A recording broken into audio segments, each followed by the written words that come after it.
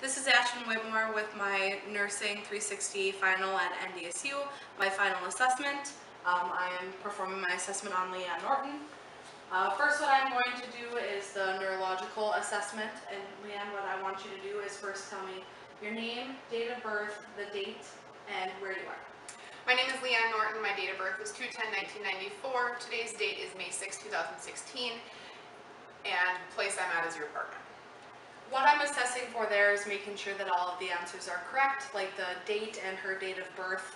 That would show disorientation. Also, at the same time, I'm evaluating her speech, seeing if she had slurred words, if she's using the correct jargon, or if she is confused. Next, what I'm going to do is assess all of your cranial nerves. So for the first one, what I want you to do first is just your olfactory. I'm going to have you occlude one nostril and take a breath in. And then the second one. Perfect. And now I'm going to have you close your eyes, and I have an item that I just want you to tell me the scent of. I want you to include one nostril again.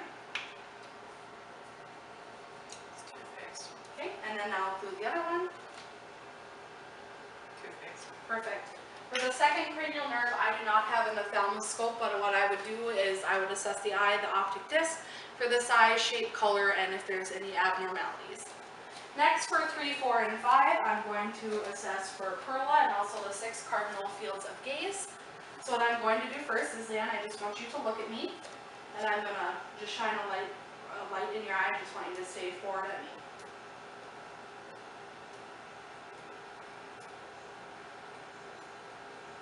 Perfect. Pupils are equal, round, reactive to light and accommodation. What I'm going to do next is I just want you to follow my pen.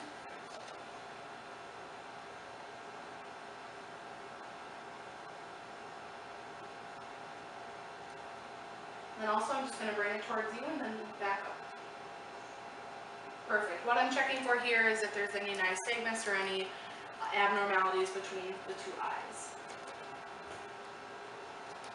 For the next nerve, I'm going to test your acoustic nerve, so I'm just going to take a couple steps behind you and perform a whisper test.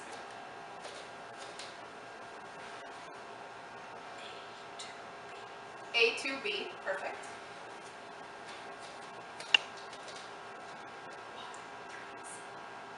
1-3C. Perfect. All that is intact. She has intact hearing, and I can also tell that she has intact hearing by she's hearing my normal voice. Next, what I'm going to do is test your facial muscles, and what I'm going to do for that, I want you to just open and close your mouth a couple times for me. Perfect. And then I want you to clench your teeth tight.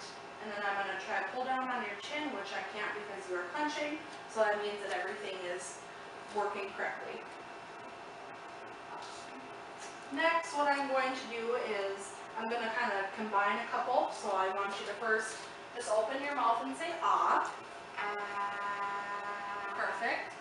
She has had her tonsils removed and her uvula is midline. Her soft palate does go up when she says ah. Next, I just want you to stick your tongue out. Perfect. And then from side to side. Good. And I'm not seeing any tremors. That is the 12th cranial nerve. All right, Leanne. The last thing that I'm going to do for the cranial nerves is I'm going to have you say light, tight, and dynamite. Light, tight, dynamite. Perfect. And what I'm watching for there is the signs of the L, the T, and the D, which are all just fine. Last that I'm going to do is test all of your deep tendon reflexes. We don't have an actual device, but we are using a solid knife. So first I just want you to relax your arm. I'm going to test your brachial.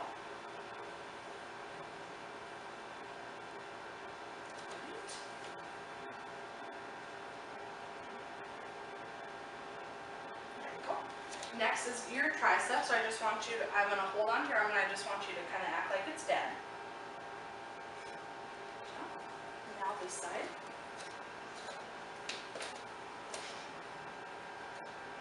Good. Now you can relax your arms. Next is your brachioradialis, so I'm just going to hold your thumb up. Good. Good. And then next, this is just kind of the usual one that everybody knows with your knees. So I want to make sure that her legs are hanging. Good. Perfect. And the last that I'm going to do is the Achilles tendon.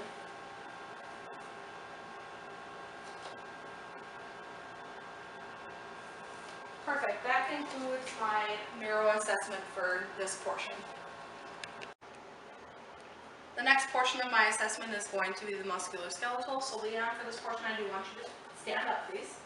And then I just want you to take a walk over to the counter and back, please.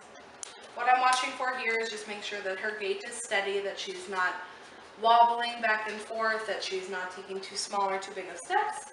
Okay, now that what I want you to do is just have your feet flat on the ground and together and put your arms at your side and close your eyes. What I'm testing for here is Romberg sign, and a positive Romberg sign would be if she would start swaying either way or fall forward when she has her eyes closed. You can go ahead and open your eyes. Next, I just want you to turn around. I'm just going to check your spine. Just make sure that everything is midline. There's no signs of scoliosis. Alright, you can turn right back around.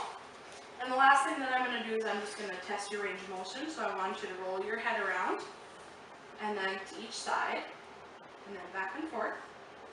Good, full range of motion there. Next is your shoulder. I want you to bring it all the way around and out.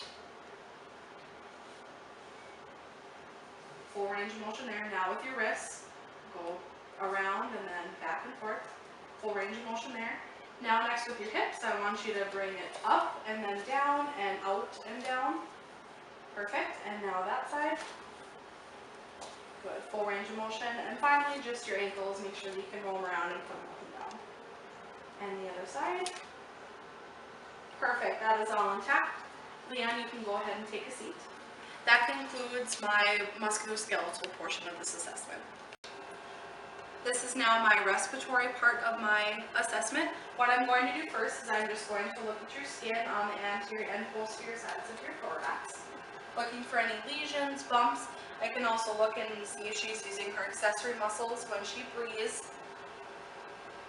Next, I'm just making sure to look at her lips and then just kind of anywhere on her skin to look for signs of dehydration with her lips. It'd be cracked and you could tell if their skin was dry. The last part of the inspection, what I'm going to do is I'm just kind of overall looking at your posture. You are sitting up straight and erect. I don't see any slumps and you don't seem to be in any respiratory distress. Next, what I'm going to do is I'm going to listen to your posterior, lateral, and anterior portions of your thorax. So Leanne, I just want you to take slow, deep breaths for me. Again.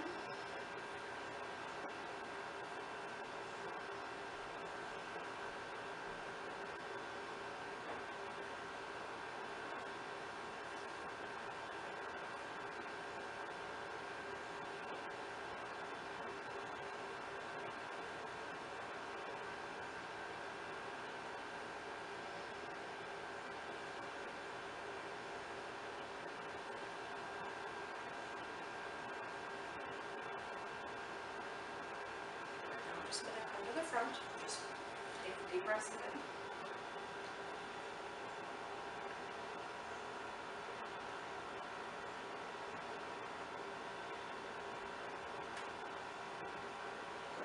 Her lungs are cleared bilaterally throughout. I don't hear any bronchi, crackles, or wheezing.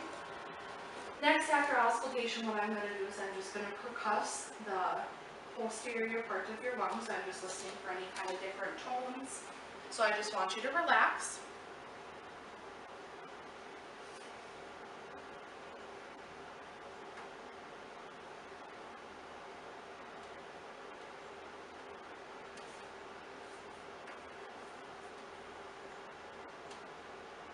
Good. And while I'm back here, I'm just going to place both my hands on your back and feel for any tactile fremitus. So take a deep breath in. Good. And then I want you to repeat the words 99. 99. And again. 99. 99. And one more. 99. Perfect. I don't feel anything abnormal. The next portion of my assessment is my cardiovascular portion. So first, I've kind of already done it with my respiratory assessment, but I'm looking at general appearance, breathing effort. Is she having any problems breathing? Is she using accessory muscles? I'm also looking at her skin. Next, what I'm going to do is I'm just going to inspect for her jugular veins, and what I'm looking for is any jugular vein distension. And if I did notice any, I would feel for any thrills or bruits.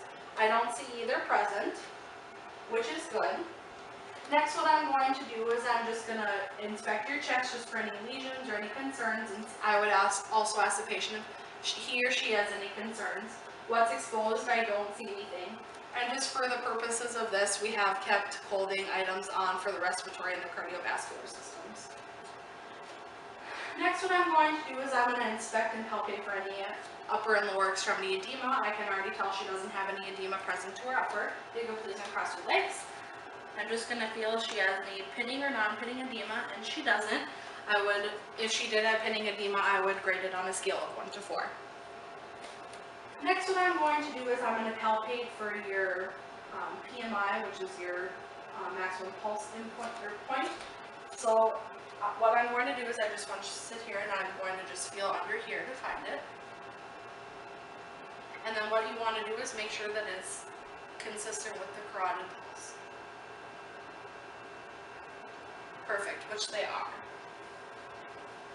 So, next what I'm going to do is I'm going to palpate for any, for all the pulse rates, and I'm going to compare those bilaterally. So first I'm going to do your carotid.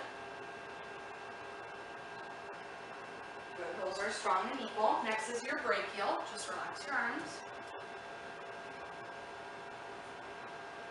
Good. Now your radial. Good. I would do the femoral, but again, for teaching purposes and the video purpose, I have chosen not to do that. Next is the popliteal. I just want you to uncross your arms, and I'm going to feel right behind your jeans. Good. And you can just relax. I'm going to feel your post-tibial and your dorsalis pubis. Good. All of those are bilaterally equal. If there was any concerns, I could get a Doppler and test as well, but I do not have a Doppler. Last, what I'm going to do is I'm just going to auscultate all your heart sounds. So I just want you to breathe normally. There's 4 points that I'm going to do. The first is the aortic. Next is the pulmonic.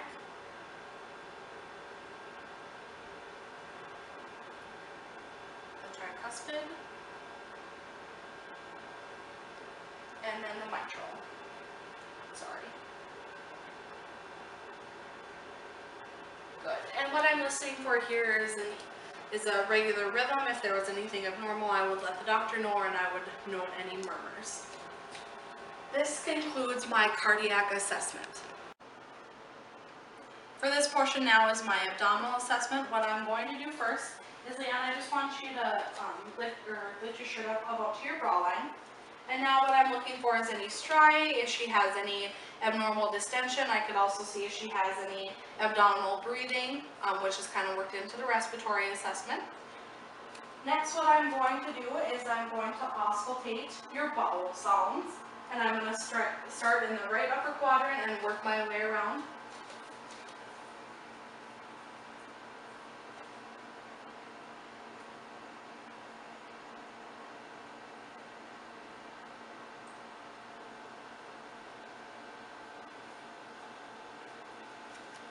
Bowel sounds are active in all 4 quadrants. They are not hypo or hyperactive.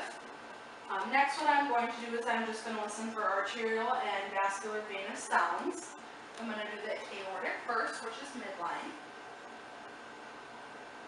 And then I'm going to do your right and your left renal.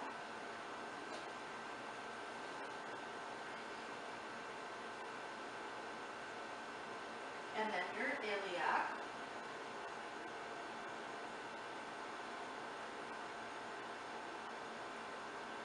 And last is your femoral.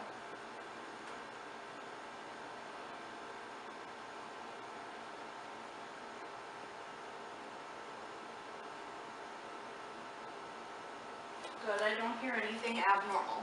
At this point, what I'm going to do is I'm just going to percuss the abdomen, test for any CVA tenderness or just tenderness in general.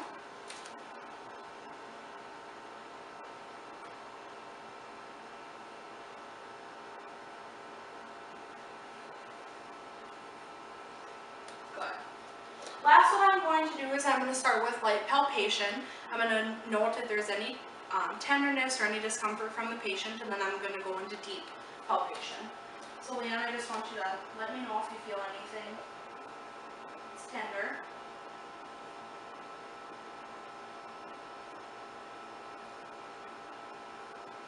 Good. And with deep palpation, I'm going to go to the right upper quadrant and feel for the borders of the liver.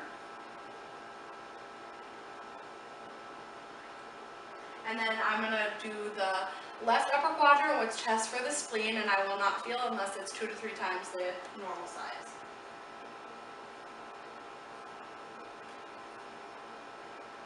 Good. I don't feel anything abnormal. Man, you can go ahead and put your shirt on. This completes my final assessment for Nursing 360.